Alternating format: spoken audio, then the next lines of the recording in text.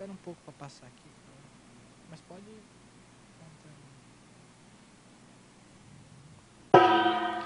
Tertúlia. Então, boa tarde a todos. Sejam todos bem-vindos aqui à defesa do verbete, né?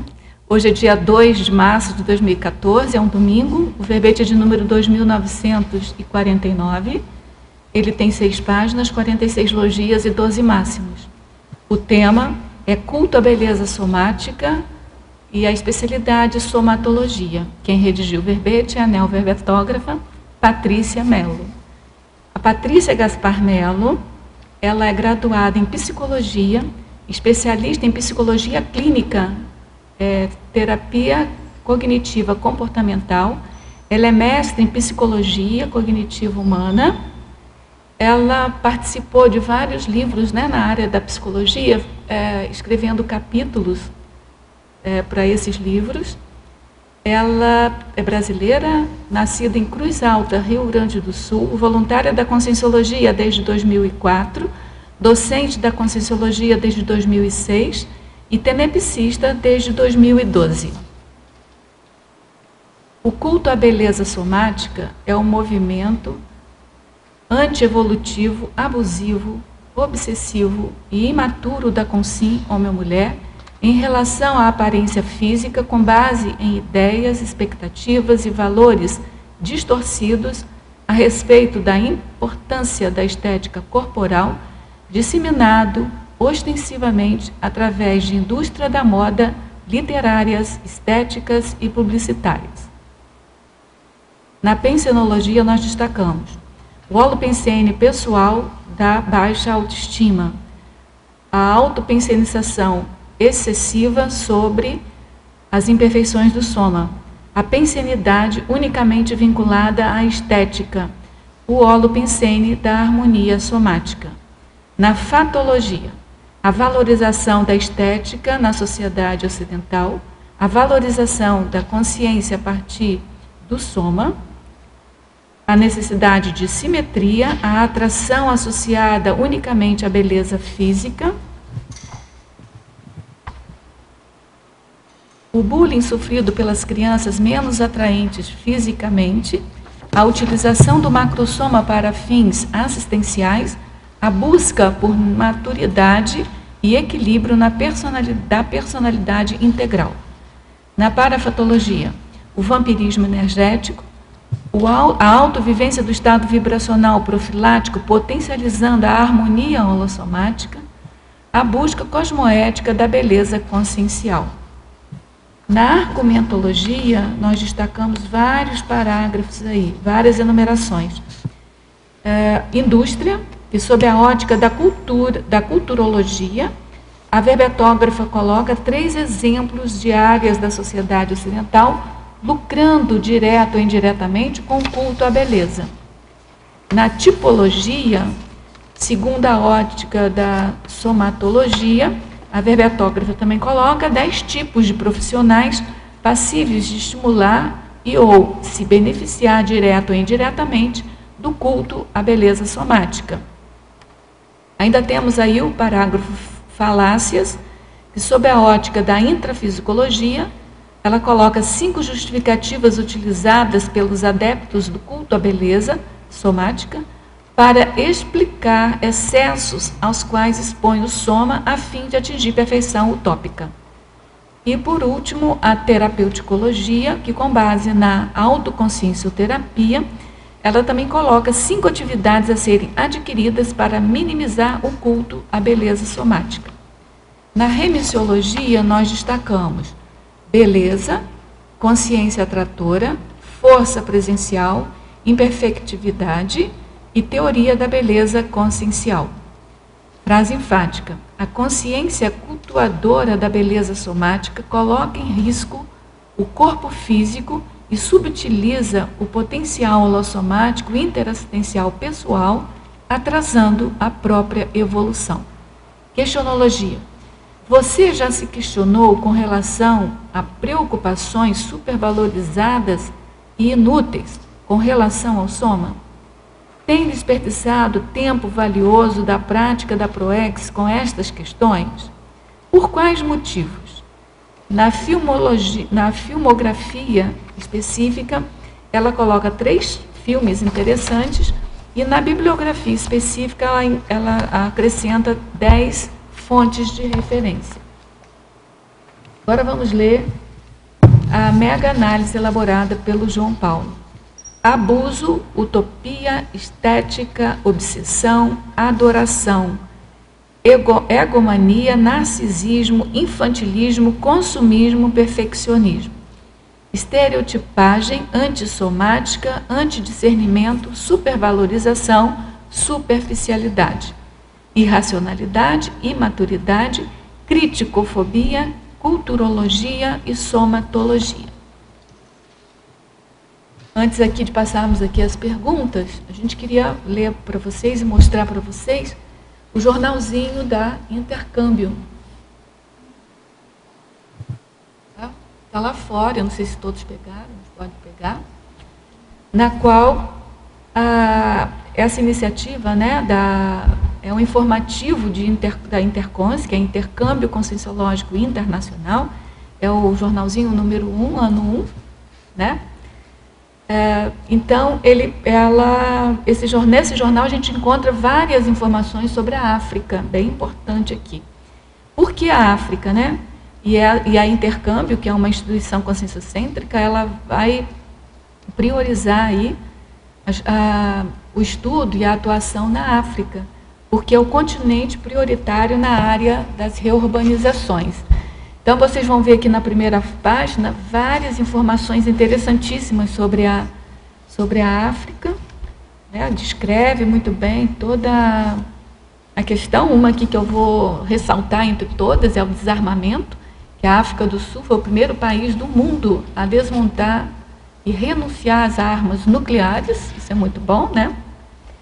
Depois tem aqui várias questões aqui da Intercons, mas tem umas diretrizes da Intercons para 2014 que eu vou ler para vocês.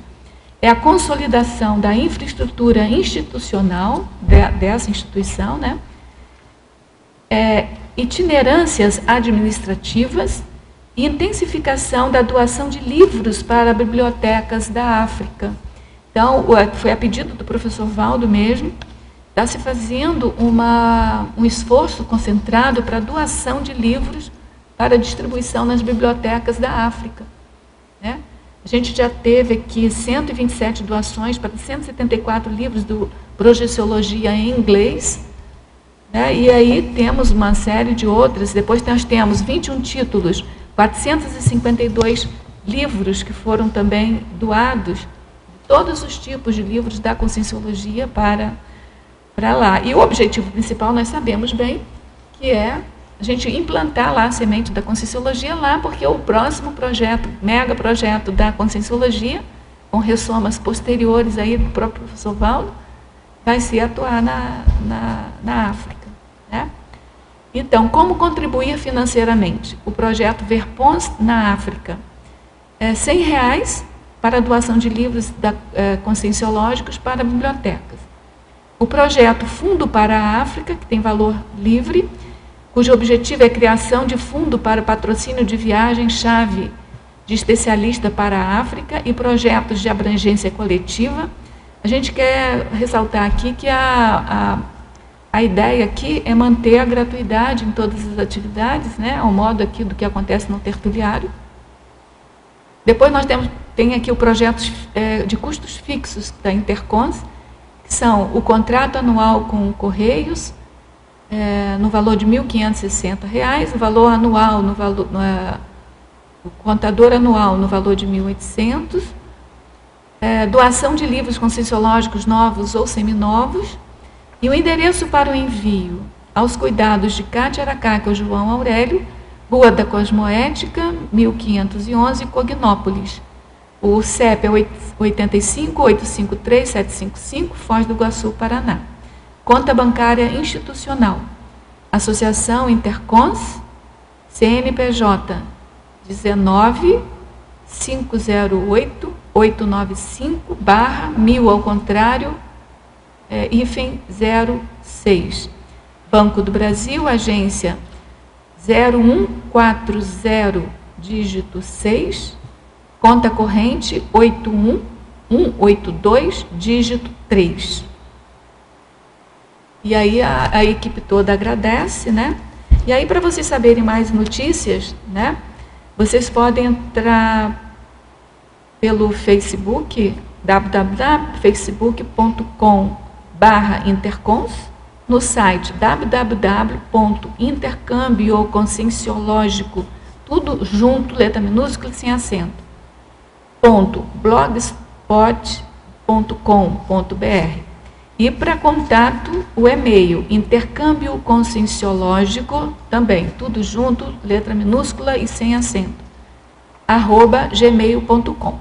E o telefone é o código de área, é o país, né? 55 é o Brasil, é porque tem gente de todo mundo aí assistindo. Então, para quem está fora do Brasil, é 55, o código de área é 45 e o telefone 3028-4102. Bem? Bom, voltando aqui para a nossa tertúlia, nós gostaríamos de saber de você, Patrícia, o que te motivou a fazer esse verbete, quais as pesquisas que você andou fazendo, enfim, dá uma panorâmica geral, contextualiza a gente aqui no tema do seu verbete. Claro, é um prazer estar aqui. Muito obrigada pela oportunidade. Nós que agradecemos a sua presença. E o que nos motiva, né, normalmente, a escrever alguma coisa relacionada com Conscienciologia, ou mesmo fora daqui, é a experiência pessoal, né? Então, eu passei boa parte da minha vida tentando entender algumas questões sobre o meu próprio soma, e uma coisa que eu identifiquei, então, foi esse traço, né, de culto à beleza somática. Então, de uma supervalorização do soma, em detrimento de outras características conscienciais que podem ser, inclusive, mais importantes ou complementares a isso, né? Então, eu comecei a identificar uma série de prejuízos nos meus relacionamentos pessoais e na minha intraconsciencialidade, e resolvi, então, que uma maneira de resolver essas questões seria escrever algo a respeito, né? Então, aí eu comecei a escrever e reciclar os traços. Bom que você fez um verbete. Vai ajudar todos nós, né? Então, agora perguntas de teletertuliano. A verbetógrafa professora Patrícia, Estrangeirismologia, página 18, primeira linha, poderia explicar a smoking hot e os riscos do overtraining em busca da beleza a qualquer custo? Sim. Então, a smoking hot, né, é aquela mulher que é extremamente bela, né? E ela é, então, reconhecida por esse termo, que é um termo que pode até ser considerado, de certa forma, pejorativo, né? Então, quando a gente dá esse nome, né, é um nome em inglês, define uma mulher a partir desse nome, ele está reduzindo a pessoa àquela característica, né? Então, isso é extremamente negativo. Ao mesmo tempo, né, o overtraining também tem esse prejuízo, porque aí a gente começa a valorizar o soma e, a princípio, é até uma certa desculpa, né, de que exercício é saúde, né, porque exercício é saúde, mas o over, né, que é o excesso, ele deixa de ser saudável. Então, a pessoa acaba ficando mais tempo do que precisa nesse tipo de atividade, força, muitas vezes, grupos musculares que não precisavam ser forçados daquela forma para obter saúde, e perde um certo tempo. Porque, se a gente for avaliar, né, o que os médicos nos dizem, depende de cada pessoa, mas, em geral, o que se diz a respeito de exercício, as pessoas que são adeptas ao overtraining, normalmente, excedem muito, né, o que é indicado para a saúde física. Então, acaba que perde tempo e também força grupos de músculos que não precisavam ser forçados e que vão pesar lá quando a gente envelhecer. Pois é, envelhece mais rápido, né? Envelhece mais rápido, exatamente. Ou, pelo menos, não envelhece tanta saúde, assim, é um paradoxo, né? Porque exatamente, na luta pelo culto à beleza, acaba destruindo o que tem de melhor aqui, quer dizer, de melhor, não sei, mas o necessário para se viver aqui, que é o soma, né? Sem o soma, você não vai viver aqui, né, no intrafísico. Em Citaciologia, página 18, última linha, poderia comentar a frase de Vinícius de Moraes, que me perdoem as feias, mas a beleza é fundamental? Posso comentar, sim. Bom, o que a gente ouve muito, né, que beleza é importante, que as pessoas precisam se apresentar muito bem, né? Mas o que o Vinícius de Moraes está dizendo aqui, né, é que as feias, então, ficam de fora de algo que é valorizado, né? E que, portanto, elas seriam menos ou inferiores, né? Então, que me perdoem as feias, isso não tem solução, né? Então, as bonitas é que tem lugar no mundo, né? E aí, quando ele coloca em termos de feiura e beleza, é claro que ele está falando de soma, né? Então, ele está desconsiderando uma série de outros elementos e colocando como se beleza fosse a única coisa ou que é fundamental, em detrimento de outros traços. Pelo menos que é vista, né? E que usualmente, é vista. né? Exatamente. É verdade, e aí a gente não está dizendo que beleza não é importante, que a apresentação pessoal não é importante. O que a gente está dizendo é que dizer que só isso é importante, ou que isso é o fundamental na consciência, aí é um exagero. Pequeno demais, né? Em Fatologia, página 19, final da segunda linha, como otimizar a aceitação somática ao invés da supervalorização somática na socinha atual? Por que esta aceitação somática é mais complicada para as mulheres? Para as mulheres. Pinturas do cabelo, unhas, salão de beleza? Bom, como é que a gente otimiza, né, essa aceitação somática? Acho que a primeira coisa é a gente entender que o soma é um veículo de auxílio à ProEx, né? Então, ele está aí para nos ajudar a viver e nos ajudar a realizar a nossa programação de uma maneira adequada. Então, quando a gente planeja, né, lá no intermissivo, o nosso soma, a gente planeja ele de uma maneira que ele possa nos auxiliar, e não que ele seja um fardo, né? Então, quando a gente diz aqui que a gente precisa aceitar o soma, é justamente começar a observar quais são os elementos do meu corpo físico que eu trouxe para contribuir para a minha ProEx. Ao invés de ficar pensando só em todas as coisas que eu preciso consertar, entre aspas, né? Porque as pessoas dizem isso, né? Preciso consertar o soma. Então, a maneira de otimizar é aceitar esse elemento como algo que contribui e buscar os elementos que contribuem. E por que isso é mais difícil para as mulheres? Porque existe uma cultura que vem da história, né, de que a mulher só servia para relacionamentos físicos, né, e que, dentro de um contexto muito antigo, de que a mulher precisava atrair o seu marido, ela tinha, então, um atributo que era a beleza, né? Existiam outros, mas esse era o atributo que ia atrair os seus pretendentes. Então, o homem, ele é diferente historicamente. Existiam outros atributos que ele precisava desenvolver para ter uma parceira, mas a mulher era muito mais associada à beleza física. E isso foi carregado ao longo das gerações e se torna algo cultural, né? Então, a nossa sociedade hoje, ela preza muito mais a beleza da mulher do que pressiona o homem a isso também. Não que o homem também não tenha essa pressão social, é claro que tem. Mas para a mulher, como o próprio Télio Tertuliário disse, né, a mulher ela tem uma pressão maior sobre ela, né? Então, lidar com a pressão intrafísica e extrafísica associada a essa necessidade de beleza se pesa mais sobre a mulher hoje, né? A mulher é mais submissa a essa pressão, né? Porque tem homens também que têm essa, como você falou, os homens também sofrem uma certa pressão.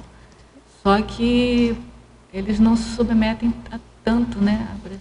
Exatamente. Se a gente for pensar, né, em todas as vidas que nós viemos mulheres e sofremos essa pressão, é claro que nós assumimos isso, né? Então, agora, para sair dessa bolha cultural, né, a gente precisa primeiro aceitar e buscar as características mais fundamentais da consciência. Aí uma coisa que é uma boa pesquisa para você. Será que a consciência que veio mais homem do que mulher, ela se submete menos a esse culto da beleza? Talvez, né? Isso é uma coisa que a gente pode pesquisar. Pode pesquisar isso. Professora Patrícia, quando o cuidado ao corpo, implantes de silicone, são sadios e fisiológicos e quando se tornam patológicos? Isso é uma pergunta bem séria, né? Porque é o limite entre se apresentar bem e ter saúde e o culto à beleza somática, né? Então, o limite normalmente acontece quando você começa a ter um prejuízo significativo nas suas relações afetivas, ocupacionais, pessoais, enfim, em geral.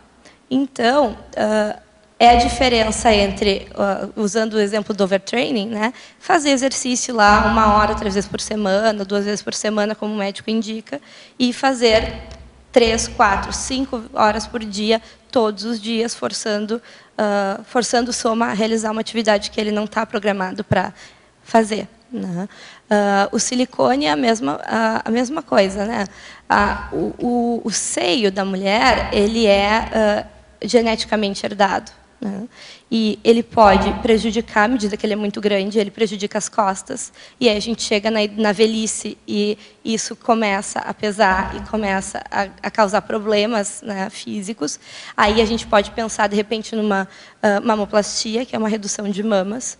Por quê? Porque aí o médico vai te dizer, olha, vai chegar um momento em que o teu corpo não aguenta.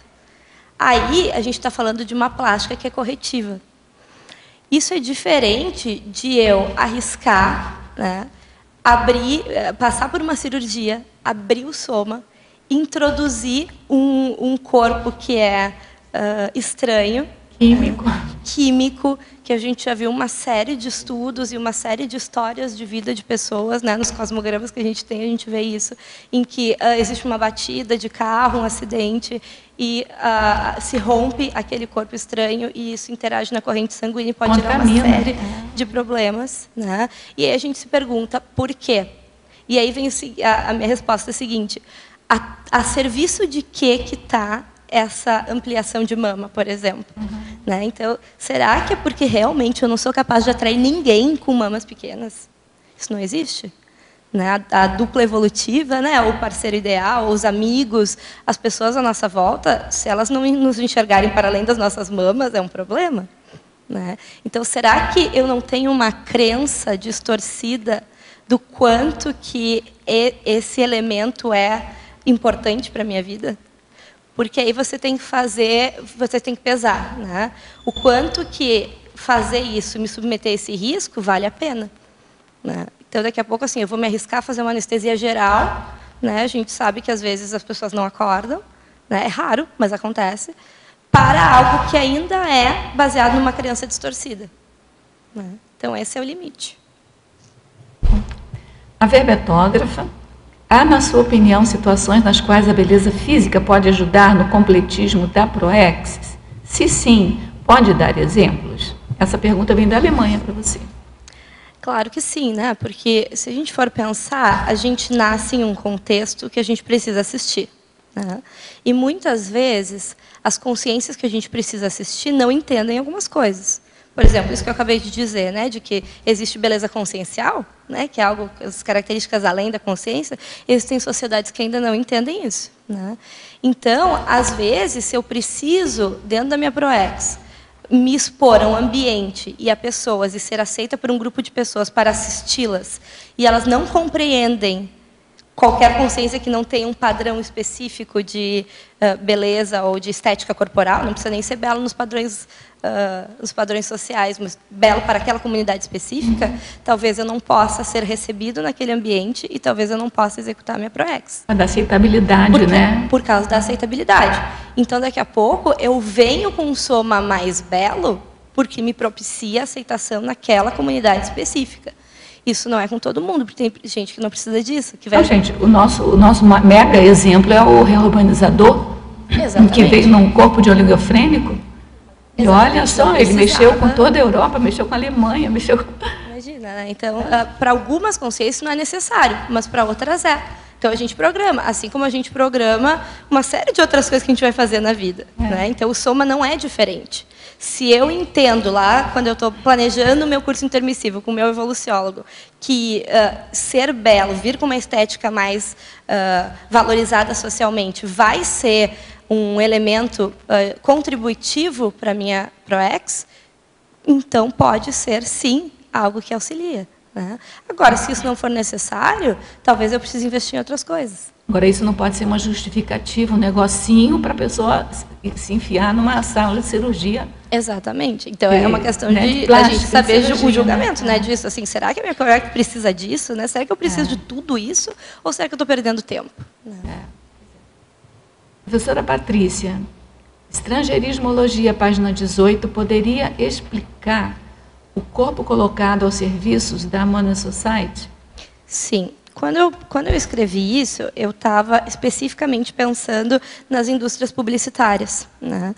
Que são, hoje, as indústrias que mais se utilizam da beleza somática como pivô para a atração de produtos, enfim. Então, veja bem, às vezes, eu quero vender um biquíni, as pessoas acham que faz sentido colocar uma mulher super magra naquele biquíni, né? Mas aí você olha, por exemplo, uma empresa de joias, né? Uma empresa de joias sempre tem uma modelo belíssima na frente. E, na verdade, eu quero vender um colar, né? Então, assim, a gente acaba usando o corpo físico, a beleza física, para atrair atenção, né? Então, por quê? Porque a gente tem um padrão social de beleza e a gente se atrai por aquilo. Então, aquilo chama atenção. Então, qual é a tendência das indústrias publicitárias? É trazer pessoas que sejam daquele padrão de beleza, que possam atrair consumidores e vender um produto, né? Essa é a nossa money society, né? A sociedade focada no lucro. Pensenologia, página 18. Primeira linha. Quais as características do holopensene pessoal da baixa autoestima? E, em seguida, da autopensenização excessiva sobre as imperfeições do soma. Bom, o holopensene pessoal da baixa autoestima, ele é um padrão emocional, cognitivo, de pensamentos, sentimentos, e que, obviamente, vão refletir nas nossas bioenergias, caracterizado por pensamentos a respeito da não perfeição, né? Pensamentos a respeito do pouco valor que a consciência dá a si mesma, atribui a si mesma. Então, eu começo a pensar que eu não sou tão importante, eu não sou tão interessante, eu não sou tão bonita, eu não sou tão inteligente, eu não sou atraente. Ou seja, tudo é para o não, né? O padrão da baixa autoestima é aquele em que a pessoa está constantemente pensando nas coisas que ela não é, né? E esquecendo os traços força que vão, na verdade, reciclar esses traços negativos. Então, ela esquece completamente tudo de bom que ela tem e ela foca naquilo que ela tem de ruim, né? E é claro que todos nós temos traços fardos, traços negativos, imperfeições. Mas a pessoa que tem baixa autoestima, ela se auto-vitimiza em cima daquelas imperfeições.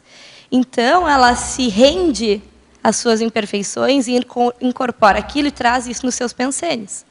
Enquanto uma pessoa que tem uma autoestima mais adequada, mais saudável, ela vai sim reconhecer esses traços fardos, mas ela vai aplicar e investir a sua energia nos traços força, para promover a reciclagem. A pessoa com baixa autoestima, não. Ela vai fazer o contrário. O mesmo acontece na autopensenização excessiva sobre as imperfeições do soma. Então, são aquelas pessoas, por exemplo, que estão sempre preocupadas em engordar, né? Então, vai almoçar, não consegue conversar com as pessoas, fica olhando e contando as calorias porque vai engordar. Ou seja, vou ficar gordo, vou ficar com aquele pneuzinho, aquela barriguinha, aquele braço que está um pouquinho mais cheinho, né? E fica preocupado só com isso. Então, eu passo o dia inteiro controlando as calorias e se preocupando só com isso, né? A mesma coisa aquela pessoa que se olha no espelho e está bem, assim, mas aí começa a olhar e tem um pezinho de galinha aqui do lado do olho. Aí, ai, meu queixo está um pouquinho mais para baixo, hoje tem um buraquinho maior, né? E aí começa a olhar detalhes que ninguém olha e que ela não precisa olhar, né? E que não são questões tão importantes, né? São detalhes, né? que não importam. Então, é uma pessoa que passa praticamente todo o tempo pensando no que é ruim, né? No que é imperfeito, nos detalhes que não agradam. Em Fatologia, página 18, terceira e quarta linha, poderia aprofundar a necessidade extrema de ter corpo perfeito e, em seguida, o endividamento para realizar cirurgia plástica estética? Bom, a necessidade extrema de ter o corpo perfeito é aquela pessoa que se utiliza de todos os seus recursos, de pensamentos, de sentimentos, investimento energético, e já vou emendar com a pergunta seguinte, monetário, para obter aquilo que é considerado, então, o perfeito. Então, existem medidas que as pessoas querem ter, né? Medida de barriga, medida de glúteos, medida de seio, né? Então, as pessoas estabelecem assim, eu quero ter estas medidas, eu quero ter esse peso, eu quero ter a simetria X no meu rosto, meu nariz tem que ter tamanho Y, né? E ela busca aquilo todos os dias. Então, ela está procurando um cirurgião plástico para resolver o problema do nariz, ela vai para a academia para resolver o problema da barriga, e ela passa assim, o dia inteiro em função dessas questões. Então, o corpo perfeito é um corpo que a pessoa idealiza, né? Estabelece ali aquelas medidas e passa o tempo todo buscando aquilo e não fazendo mais nada, né? Porque aí não consegue fazer mais nada. Trabalha ali na sua robotização, né, para ganhar dinheiro, para poder pagar por todas essas coisas, porque todas essas coisas são muito caras. E aí tu tem aquela história, né, das pessoas, eu já vi isso até pessoas na televisão contando, né, que venderam o carro, venderam a casa, venderam não sei mais o que, para colocar silicone, por exemplo. Né? Porque, claro, uma cirurgia para colocar implante é muito cara. Né? Então, as pessoas, ao invés de investir em questões mais intelectuais ou até mais assim de lazer, né? Elas vendem o carro, elas vendem a casa para poder, então, fazer esse tipo de cirurgia, ou parcelam em 10 mil vezes, né? E aí não conseguem comprar nada o ano inteiro, né? Acabam se endividando, não tem nenhum tipo de economia, né? Porque aí gasta todo o que tem, aí qualquer imprevisto que dá, a pessoa não tem como bancar, né? Porque ela não tem nenhuma reserva. Né? Uma loucura isso, né? E como você falou em algum momento aqui no verbete, é uma ilusão, né? O corpo, a perfeição é uma ilusão. Porque o que a gente vê é que essas pessoas que, né, e eu me incluí nesse grupo, né, e ainda estou reciclando esse traço, a gente acaba investindo em uma utopia, né, num sonho que, e quando a gente chega lá, a gente não está satisfeito. Aparece mais alguma coisa, porque não é isso. Né? Não é isso que está gerando o conflito. O conflito é outro. É insatisfação íntima, né? É insatisfação né? íntima. Então, a pessoa atinge aquelas medidas e se endividou e tudo, e chega lá e começa a olhar outros problemas, outras imperfeições. Na página 18, Fatologia, página 18, última linha, poderia falar sobre a ideia de a magreza representar a felicidade? Sim. Se a gente estuda um pouquinho sobre transtornos alimentares, né, não precisa ser um transtorno alimentar, mas eu estou usando isso como um exemplo mais extremo. Né? A gente vê que as pessoas têm esse ideal utópico de que eu vou ser magra e, portanto, eu vou ser feliz. Porque o mundo só quer pessoas magras e o mundo é exigente, sem o mundo eu não sobrevivo. Então, quando eu for magra, eu vou conseguir todas as coisas que me fazem feliz. Né? Aí eu faço todo esse trabalho, fico magra, e mesmo assim tem um monte de coisa ainda que não me agrada. Né? Então, é uma utopia. Né? O que as pessoas, é uma ilusão que a gente, não sei porquê, colocou na nossa cabeça de que é isso que representa a felicidade, e se eu não atingir esse ideal, então eu vou ser infeliz para o resto da vida. E a gente escuta isso de pessoas que são magras e olham para pessoas que não são magras, né? Que são mais cheinhas. Então, a pessoa olha e diz, mas como é que fulano está com a Beltrana, né, se a Beltrana é gorda? Né? Então, como é que ele vai ser feliz com ela? Né? Porque ela não deve ser uma pessoa feliz. Como é que alguém... Porque aquela gorda, né? Que a Milena está falando. Né? Então, né? Como se, assim, ter uma estética menos atratora fosse infelicidade. É como se tivesse um pouco mais de peso, não fosse atrativo. Exatamente. Eu conheço pessoas assim que têm um pouco mais de peso, que são assim... Nossa, eu chamo de gorda safada, que eu chamo, sabe? Que tem um corpo lindo, assim. Exatamente. Sabe? Um exatamente. corpo super atraente, assim. E são gordinhas, assim, acima do peso. Sim. Acho que não tem nada, uma coisa. Tem, a beleza, acho que não está por aí, eu acho. Não, claro que não. Até porque seria um horror, né? Imagina se cada quilo que a gente ganha a gente fosse menos feliz. Né? Imagina o terror que você ao longo da vida. A nossa felicidade está associada a um traço físico. A gente está perdido porque o corpo vai ser desativado. Então, imagina se toda vez que a nossa estética muda, a gente fica menos feliz. Isso é uma escravidão. Né? Isso é muito sério. É falta de rememoração total das outras vidas, né? Para a Fatologia, página 19, primeira e segunda linha. Poderia expandir o vampirismo energético e a contaminação do energossoma? Sim. Bom, o vampirismo energético, então, é quando a gente tem consciências extrafísicas, consciências, ou até mesmo, às vezes, consciências, que estão absorvendo a nossa energia, às vezes sem a gente se dar conta, por afinidade. Então, se eu sou uma pessoa que sou adepta do culto à beleza somática, eu vou atrair consciências e consciências que estão associadas com essa ideia. E aí eu começo com esse processo da baixa autoestima e começo a pensar um monte de coisa ruim. E essas consciências começam a absorver a minha energia e começam a transmitir essa afinidade e essa afinidade pensênica. E a gente começa a entrar nessa bolha, né, em que a minha energia é sugada pelas consciências extrafísicas e eu fico só com os meus traços afins a elas, que são traços negativos e que vão, então, reiniciar esse ciclo. Né? Então, é aquela a profecia que se auto-perpetua, né? E que se autocomprova o tempo todo. Né? Então, eu começo a me sentir mal, aí eu começo a exteriorizar esse tipo de energia, assumo essas consciências, começo, então, de novo, aí assimilo o que elas me dizem e o que elas expressam, e aí começo a repetir tudo de novo. Né? E eu não me lembro o que foi. Contaminação do energossoma. A contaminação do energossoma, então, é quando eu começo a me afinizar com essas consciências e eu começo a sentir o que elas sentem.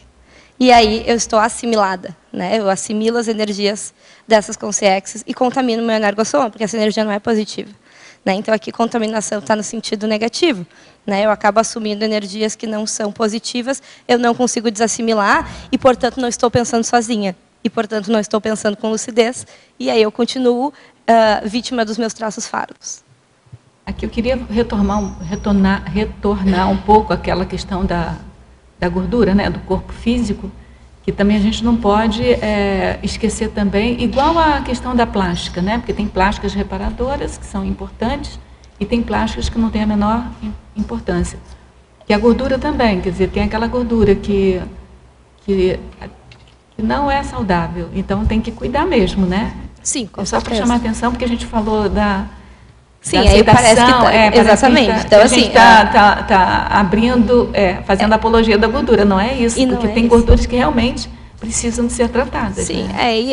É aquela questão, né? O limite entre saúde e bom senso. Né? Porque daqui a pouco, assim, eu estou um pouquinho acima do peso, mas todos os meus exames lá, anuais que eu faço estão bem. O meu médico está dizendo que está ok, a minha nutricionista está dizendo que está tudo certo, que eu estou comendo adequadamente, né? Mas eu tenho um metabolismo mais lento, uma tendência a engordar, às vezes eu abuso em alguma coisa, e aí, claro, eu fico um pouquinho acima do peso. Mas isso é diferente de eu ser obeso, e dos meus exames e dos meus triglicerídeos estarem todos lá nos pícaros da lua. Né? E aí, claro, isso é um problema de saúde, o meu corpo não vai aguentar.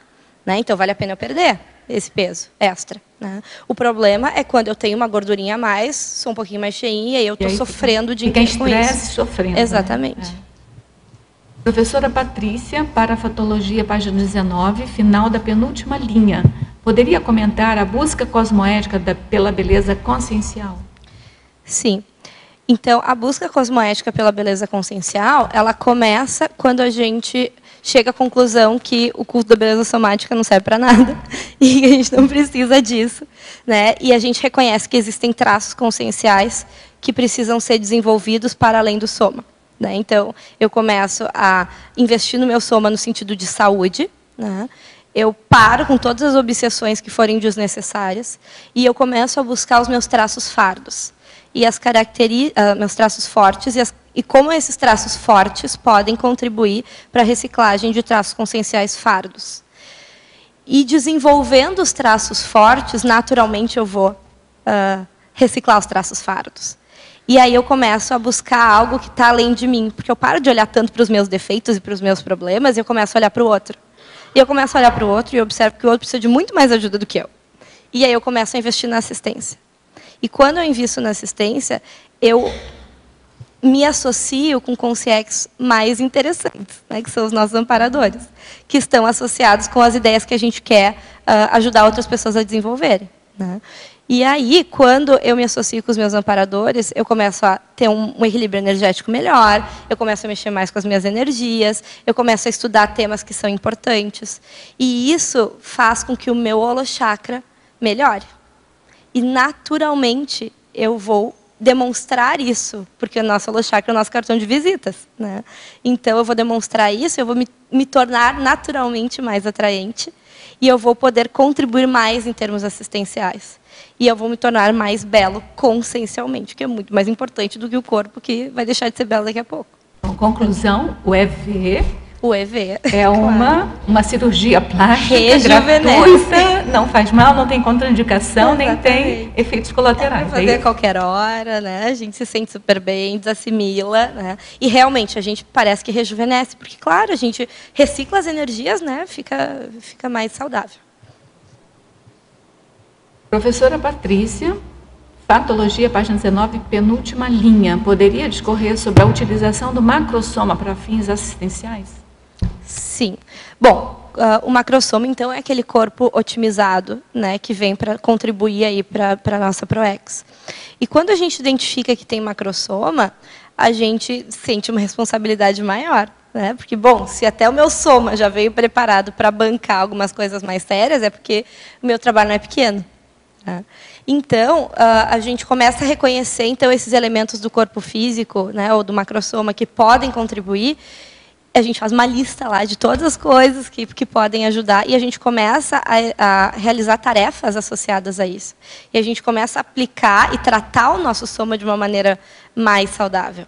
Né? Começa, então, a investir no soma com um ponto de vista assistencial.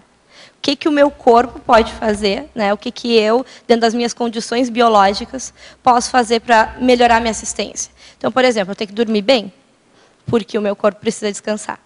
Então, eu vou dormir lá todas as horas que eu preciso dormir. Eu preciso me alimentar de tal maneira. Né? O meu corpo tem alergia a, sei lá, amendoim, então eu não posso comer amendoim. Né? Então, eu começo a investir e aí eu penso, bom, o que eu faço de bom? O que o meu corpo tem de bom? Ah, o meu corpo é super resistente à doença. Não tenho, né, quase não fico gripada, né? Mesmo quando está todo mundo gripado em volta de mim, eu não pego gripe. Né? Então, eu começo a observar que, bom, então quer dizer que eu tenho mais mobilidade, porque eu não vou ficar 3, 4 dias de cama. Né? Então, eu posso fazer alguma coisa com esses 3, 4 dias que os meus amigos lá estão todos gripados. Vou escrever um livro, vou escrever um verbete, vou fazer alguma coisa com isso. Né? É investir nesse benefício que o corpo te dá. Deixando claro aí que macrosoma não tem nada a ver necessariamente com beleza. Não necessariamente.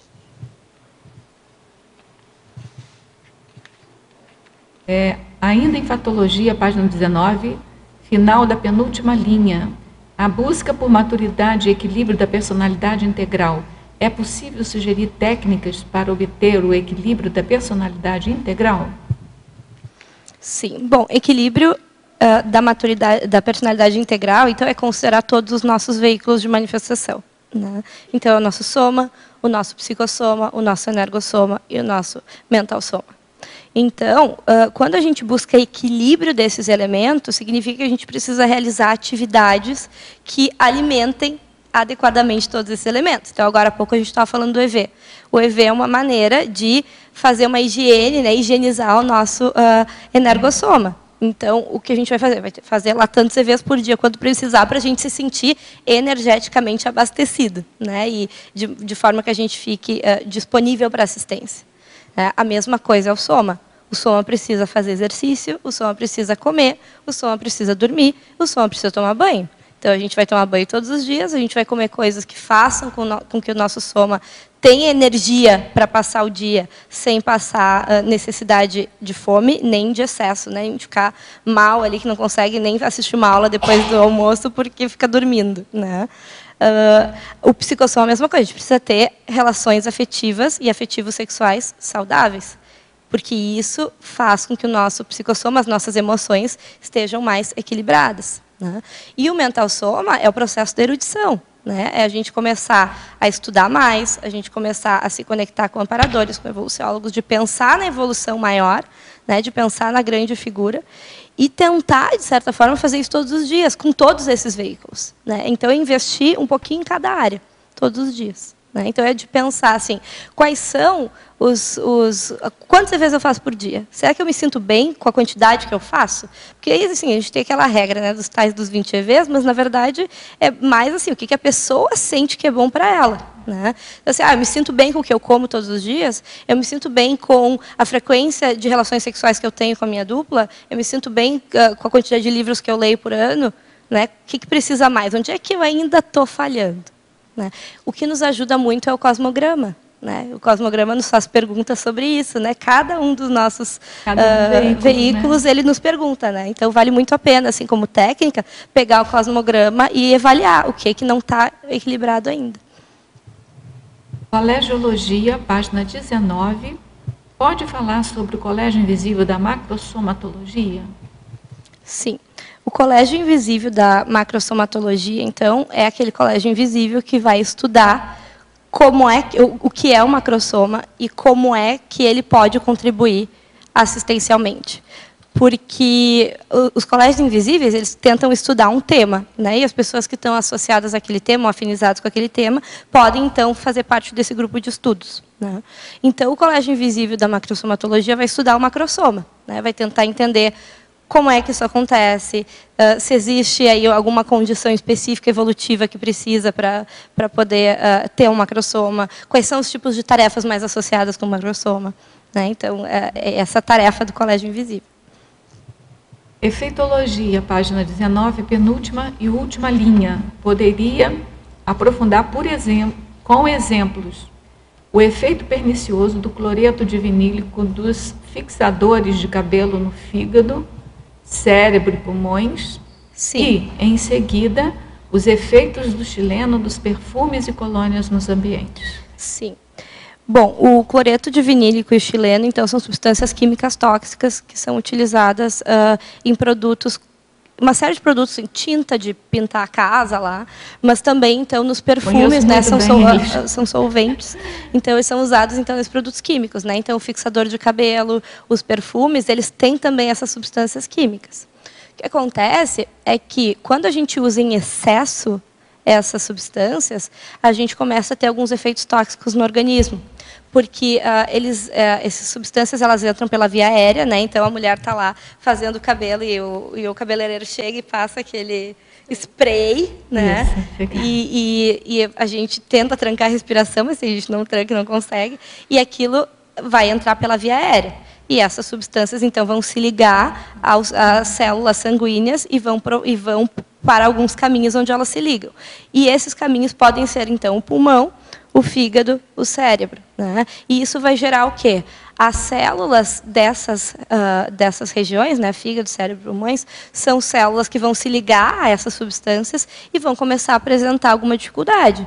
Então, é muito comum assim a gente ver isso, artigos sobre cabeleireiro, né? Pessoas que são cabeleireiros por muitos anos e ficam em função daqueles produtos químicos. Não usam máscara, né? Eu fico impressionada, os cabeleireiros não usam máscara. Eles não usam máscara. Eles usam produtos completamente químicos. Exatamente. E tinha uma época que eles faziam uns alisamentos que eles usavam amônia. Então era algo assim que as pessoas começaram a ter uma série de problemas respiratórios por causa disso, né? Coisas bem sérias assim. E no fígado a mesma coisa. O fígado é aquele órgão que vai nos ajudar a digerir uma série de substâncias, né? Os alimentos, as medicações, tudo passa por ali. Ele precisa filtrar. Então, se ele não for capaz de fazer isso, ele vai perder um pouco da sua função. E isso é gradual. Mas, por exemplo, um cabeleireiro que faz todos os dias, o processo que é gradual da mulher que faz uma vez a cada 2 meses porque tem uma formatura é diferente. O cara respira aquilo todo dia, né? Então, o processo dele não vai ser gradual. A mulher talvez nunca sinta, mas ele vai sentir muito rápido, né? E aí ele pode ter problemas de memória, né? Por essas questões de cérebro, de atenção, né? Pode ter problemas para sentir o efeito de medicamentos, porque o fígado não vai estar fazendo a função corretamente, né? Vai ter problemas respiratórios, porque o pulmão não está mais dando conta da tarefa dele, né? Isso. Aí, alguma pergunta? Isso, está aberto agora para as perguntas.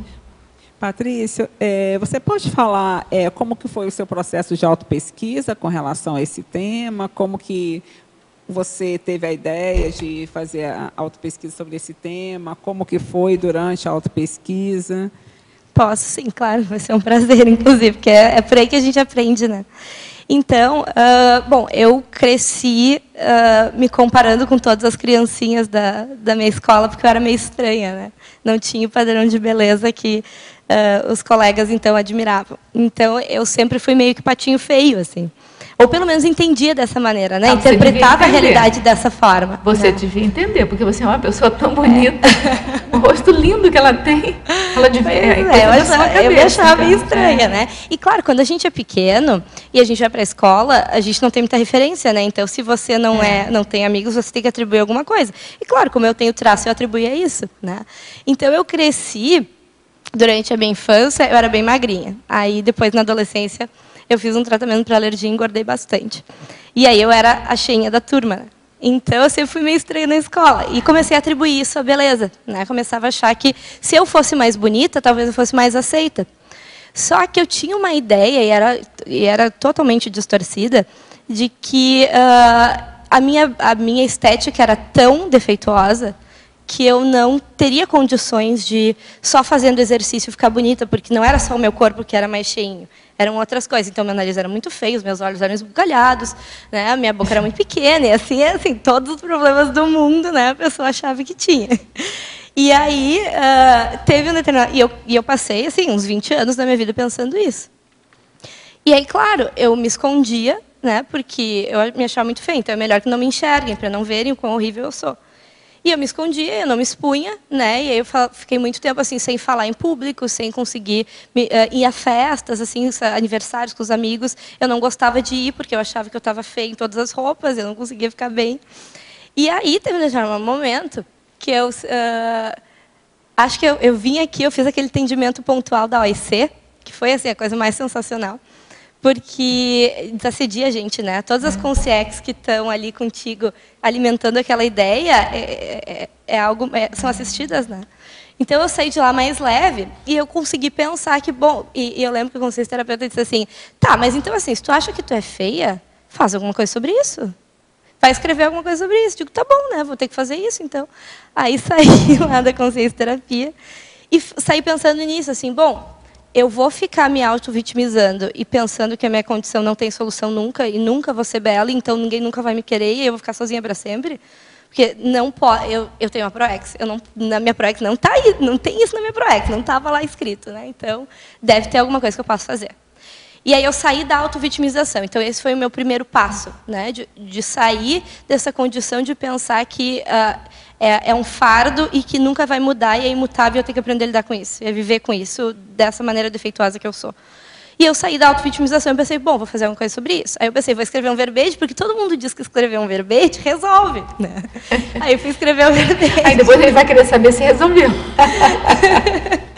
Aí tá, eu fui escrever o verbete, e aí comecei a estudar todas essas coisas. Comecei a estudar o soma, comecei a estudar problemas que as pessoas têm em termos alimentares, né? Comecei a estudar carências que as pessoas têm e que atribuem ao soma, e aí comecei a listar aquelas patologias ali que eu coloquei, né? Estudei elas, né? Estudei narcisismo, histrionismo, que é essa tentativa de atrair atenção para ti, mostrar o quanto que tu é maravilhoso, porque é um paradoxo, né? Tu te acha defeituoso, mas tu quer que todo mundo te ache maravilhoso.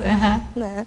E aí eu estudei, então, todos esses elementos e fui organizando em forma do verbete, né? E comecei a mexer mais com as energias, né?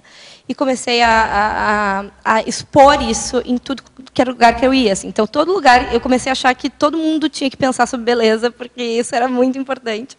Então, toda a situação assim, de aula que eu dava, né? Toda conversa com os amigos, eu acabava trazendo esse tema porque eu estava estudando ele, então estava muito internalizado. E aí, à medida que eu fui fazendo esse movimento de estudar, eu fui vendo quantos atributos eu tinha de positivos e que eu não estava aplicando. E eu pensei, bom, então, já que eu já passei 20 anos da minha vida pensando em todas as coisas ruins, agora eu vou pensar em todas as coisas boas. E a gente fez um exercício de trafores, e eu comecei a elencar os meus trafores, e comecei a usar esses trafores para superar aquelas imperfeições todas. Então, eu comecei a me organizar, comecei a comer de uma maneira mais adequada, comecei a fazer mais exercício, comecei a mexer mais com as energias, tudo isso que eu falei antes ali, quando a gente estava falando de holossoma. E aí eu comecei a me sentir melhor e comecei a me e eu me olhava no espelho e eu começava a ver ângulos assim no meu rosto que eu nunca tinha visto na vida, né? Que estavam todo ali porque não criei ângulos do nada, né? E aí comecei a enxergar traços em mim que eu não achava que eram tão horríveis assim. E de onde é que eu tinha tirado que eu era tão feia? Né? E aí foi muito engraçado porque quando tu mostra isso nas tuas energias, as pessoas olham, né? Então, claro que antes eu me achava um patinho feio, eu me escondia, ninguém me enxergava, minhas energias não mostravam nada. Você estava encapsulada, né? Estava encapsulada. Então, quando eu desencapsulei e comecei a exteriorizar e mostrar isso, né, e reconhecer os traços positivos e melhorar a autoestima, as pessoas passavam por mim na rua e me paravam e diziam que eu era linda. E aí eu comecei a pensar, e agora mesmo, né? A gente estava saindo daqui do almoço e uma senhora me parou e disse, mas tu tem um rosto tão lindo e eu sou artista, eu sei. Não, mas você é Começou a bonita, rir, né? Porque eu ia defender um verbete sobre beleza dali a 5 minutos. Então foi muito engraçado, porque as pessoas começavam a me parar na rua e dizer como eu era linda. Mas você tem um rosto simétrico, você tem um rosto bonito. Então, e aí foi muito engraçado, porque claro que eu não deixei, a minha forma física ela não mudou tanto assim nos últimos meses.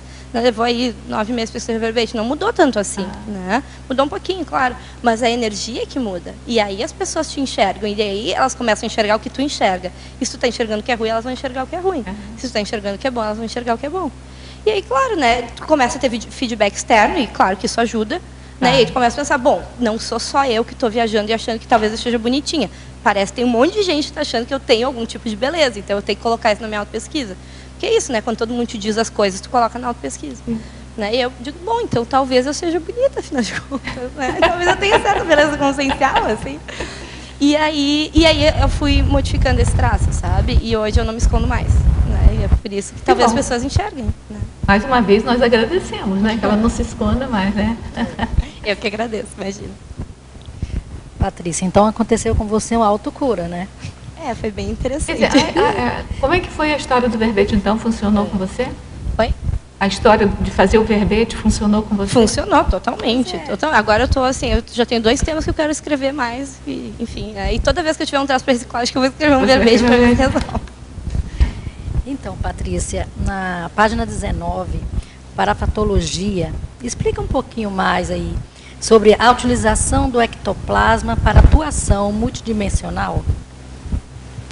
Então, o ectoplasma então, é aquela energia mais densa, né, que nos ajuda aí a realizar tarefas assistenciais mais sérias, né, que precisam de mais energia. Então, a gente primeiro precisa verificar se a gente tem ectoplasma. Né? Então, tem lá uma lista de características. Né? E eu observei que eu tinha, sim, algumas características de ectoplasta. E aí, eu pensei, bom, se a gente tem que usar todos os atributos conscienciais holossomáticos, o ectoplasma é mais um atributo energético que a gente pode aplicar. Né?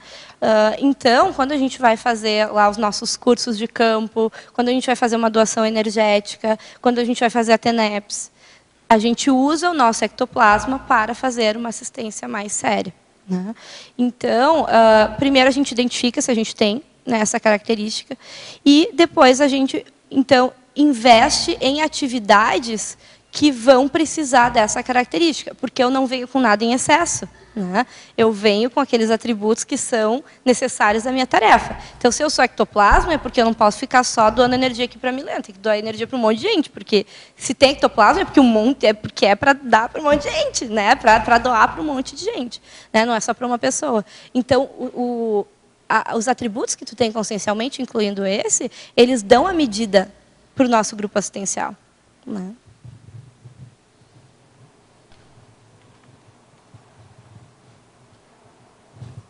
Patrícia, eu tenho vários pontos aqui que eu queria ver o que você acha. A respeito da moda cultural, sabe? Tanto de estados aqui no Brasil. O Brasil é grande, cada estado tem a sua cultura. E em relação à moda também, né? Cada um se veste de uma forma. A gente tem um litoral gigante. Até no litoral, tipo, do Ceará até o Rio de Janeiro. Do Ceará, o povo se veste diferente. No Espírito Santo, o povo se veste diferente. No Rio de Janeiro também. Na praia de São Paulo também. Tudo. Até Mar del Plata, até no Uruguai. Tipo, o litoral é diferenciado. As cadeiras de praia é diferente.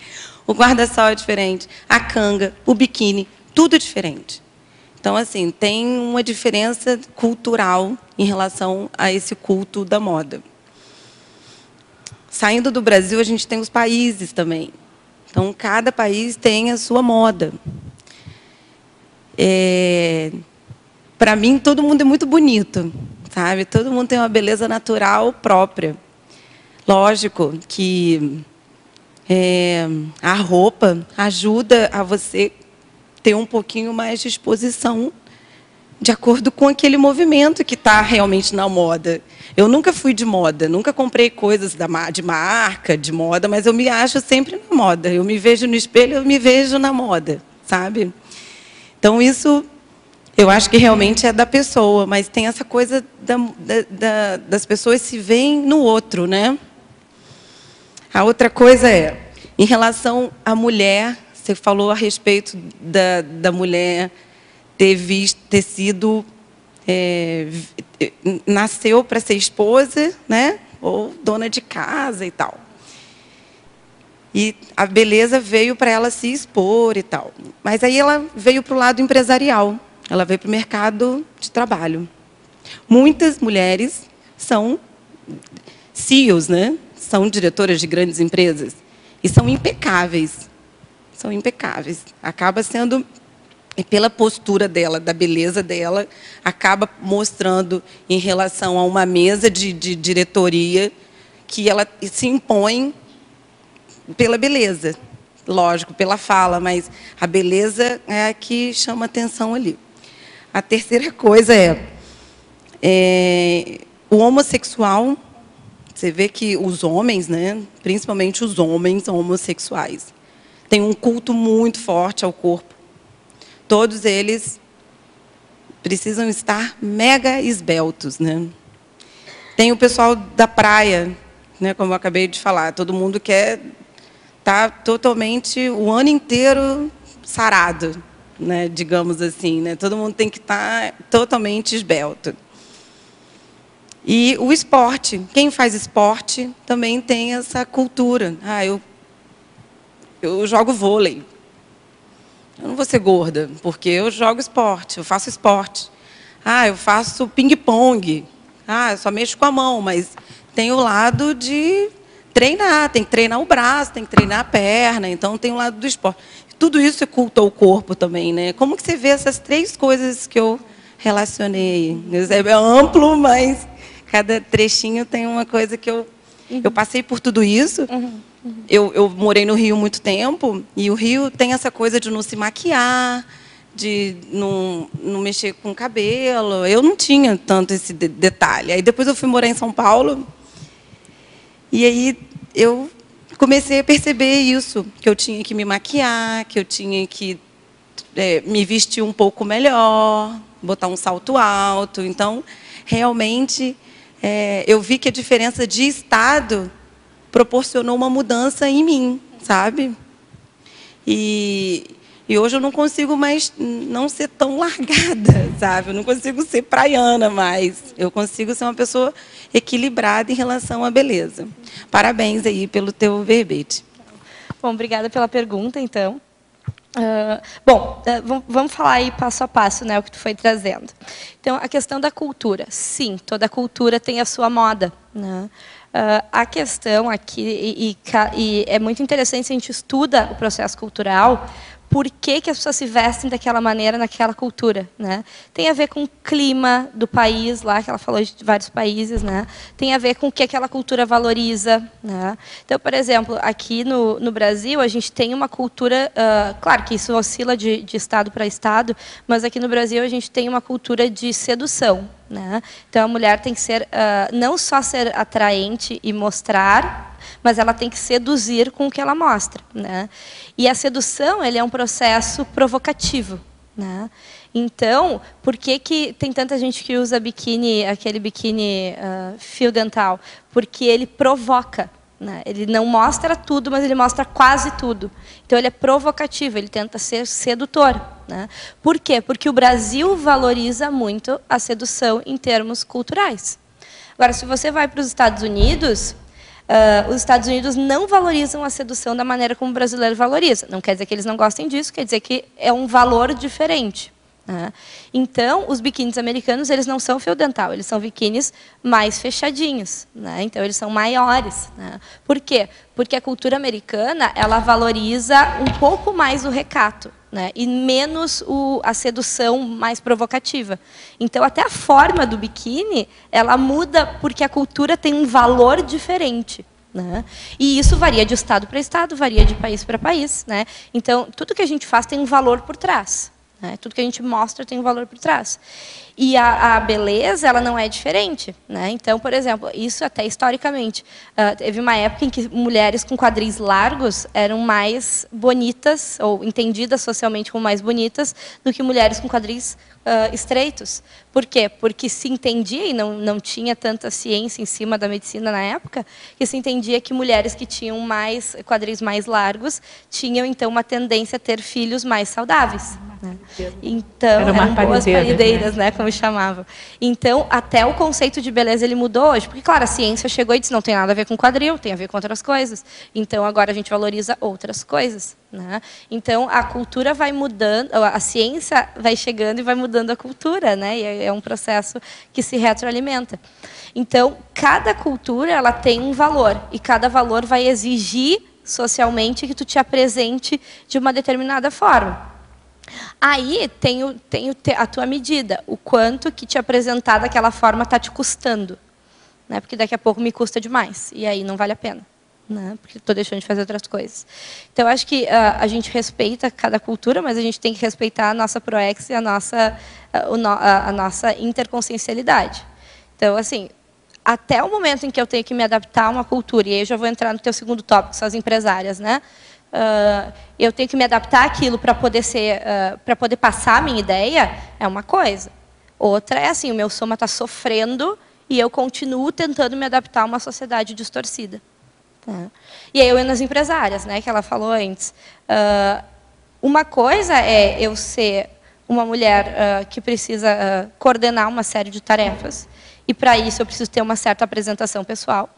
E outra coisa é assim, eu estou gastando todo o meu salário para colocar um tailleur. Né? Aí não vale a pena, né? Tem maneiras e maneiras. E o que ela estava falando antes, né, da empresária que vai lá e ela chama a atenção, e elas são impecáveis, né? Acho que foi essa palavra que ela usou, é a força presencial. Não tem nada a ver com estética. Né? Para algumas pessoas que não entendem nada de energia, que não sentem coisa nenhuma, é estética. Mas para quem tem um mínimo de parapsiquismo, nem precisa saber o que é parapsiquismo, mas tem, né, o que sente é força presencial. Aí tem a ver com quanta segurança aquela pessoa está exibindo enquanto ela está lá explanando o que precisa explanar, o quanto de conhecimento ela tem sobre o que ela está coordenando, né, o quanto de confiança ela tem sobre o quanto é importante aquilo que ela está fazendo, né, o quanto de conhecimento de causa, o quanto que ela estudou, né, e o quanto que ela investe todos os dias energia naquele trabalho. Né? Então, é que nem apresentar um verbete, né? A gente investe tanta energia que parece que a gente até sabe um pouco do que está falando. Né? E aí, claro, a gente tem e sabe, né? E é por isso que é força presencial. Né? Então, essas empresárias são impecáveis. Essa impecabilidade é uma consequência do que tu conhece, e não a causa. Porque o problema é esse, a gente inverte, a gente acha que a beleza é a causa da força presencial. E, na verdade, a força presencial é a causa da beleza. E aí a gente tem a questão do... se vocês forem pensar, né, o presidente dos Estados Unidos, Obama, e a esposa dele, a Michelle. Né? Se for pensar esteticamente, a Michelle não é o ideal de beleza física que a sociedade de hoje aprova. Né? Ela não é assim... Né? Ela não tem nenhuma deformidade, mas ela também não é uma modelo. Né? Mas ela tem uma força presencial que ela está do lado dele e, às vezes, parece que ela tem mais força presencial que ele, é ele o presidente. Né? Então, ela tem uma força presencial que está muito além do corpo físico, e todo mundo adora ela, e não é porque ela é bonitinha.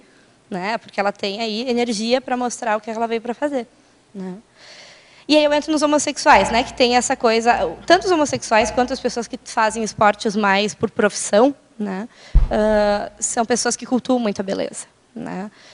E aí são características conscienciais. Né? É um traço consciencial, o culto à beleza. Né? É um ideal que tu segue por um traço consciencial. Então, pessoas que fazem esportes, né, pessoas que arriscam muito, né, eu não posso engordar porque eu sou uma ginasta e aí se eu ganhar peso eu não consigo fazer a pirueta X. Realmente, é verdade, profissionalmente tu não pode engordar. A questão é que, assim, por eu ter começado ginástica olímpica quando eu tinha 8 anos, o tipo de exercício que eu faço, por exemplo, eu não cresço tanto quanto outras meninas crescem, né? Porque os músculos fazem um movimento que é diferente. Então, por isso que todas as ginastas olímpicas têm aquele formato, né? Elas são mais baixas, têm os ombros mais largos, porque fazem muito exercício com os braços, então os braços ficam mais musculosos, e, né, embaixo elas são mais estreitas. Então, e aí, não, elas não podem engordar, porque elas têm um exercício para fazer que exige peso leve, né? A questão é assim, o quanto que esse peso leve está atrapalhando, ou o quanto que essa preocupação em ter esse peso está fazendo parte do dia, né? E o quanto que, assim, investir a tua vida inteira em fazer pirueta contribui para a assistência de alguém, né? Então, não sei, talvez ajude, porque as pessoas não estão aí por nada, né? A sensação que eu tenho é que o ginasta, as dançarinas, né? Não a dançarina de programa de televisão, não, mas de balé e tal, elas se mantêm aquele corpo, não, quer dizer, é um culto ao soma, mas não necessariamente a beleza em si. O motivo maior não é a beleza, o motivo maior é manter o soma adequado àquela atividade que elas fazem.